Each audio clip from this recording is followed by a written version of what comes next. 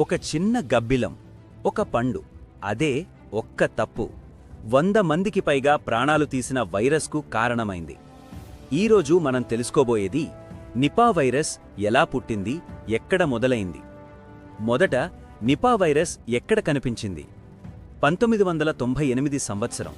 దేశం మలేషియా. ఒక చిన్న గ్రామం పేరు సుంగై నిపా.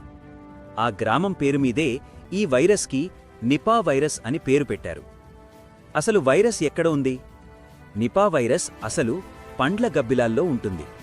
గబ్బిలాలకు ఈ వైరస్ వల్ల ఏమీ కాదు, కానీ అవి తినే పండ్లు, వాటి మూత్రం, లాలీతో వైరస్ బయటకు వస్తుంది. మొదటగా గబ్బిలాల నుంచి పందులకు ఎలా వచ్చింది? గబ్బిలాలు తిన్న పండ్లు పందుల ఫామ్స్ దగ్గర పడేవి. పందులు ఆ పండ్లు తినేవి. అలా గబ్బిలం నుంచి పందికి వైరస్ వెళ్ళింది. పందుల నుంచి మనుషులకు ఎలా వచ్చింది? రైతులు పందులను చూసుకునే సమయంలో దగ్గరగా ఉండటం, శుభ్రత లేకపోవడం వల్ల పంది నుంచి మనిషికి వైరస్ సోకింది. అప్పుడు చాలామందికి జ్వరం, తలనొప్పి, మూర్ఛ, మెదడుకు ఇన్ఫెక్షన్ ఎన్సెఫలైటిస్ వచ్చాయి.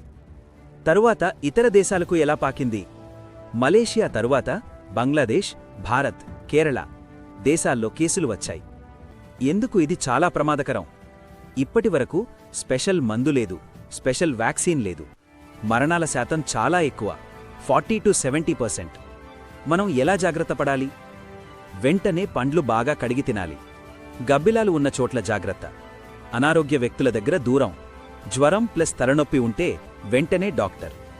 ఈ వీడియోని మీరు ఒక్కరికి షేర్ చేస్తే ఒక జీవితం సేఫ్ అయ్యే అవకాశముంది. అంత చిన్న పని, అంత పెద్ద ఫలితం. లైక్, షేర్, సబ్స్క్రైబ్ ఇప్పుడే.